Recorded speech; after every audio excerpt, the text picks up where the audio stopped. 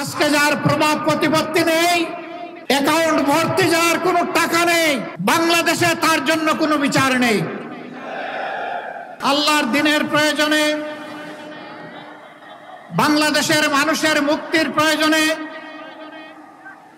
আল্লাহ তাআলা 8টি ইসলামী এবং দেশপ্রেমিক দলকে একত্রিত হয়ে যুগের চ্যালেঞ্জ গ্রহণ করার তৌফিক দান করেছেন, আলহামদুলিল্লাহ।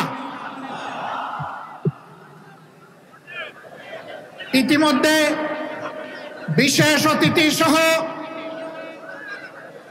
সম্মানিত অতিথিবৃন্দের, নেতৃবৃন্দের মুখ থেকে আপনারা গুরুত্বপূর্ণ বক্তব্য শুনেছেন। এক এক করে স্বাধীনতার 54 বছর অতিবাহিত হয়েছে। এই 54 বছরে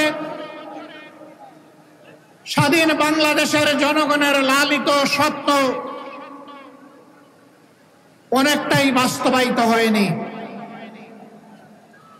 দৃশ্যমান কিছু উন্নয়ন সাধন হয়েছে, আমরা তা অস্বীকার করব না। এই ভৌত কাঠামোগত উন্নয়নই একটি জাতির আসল উন্নয়ন নয়। একটি জাতির আসল উন্নয়ন হচ্ছে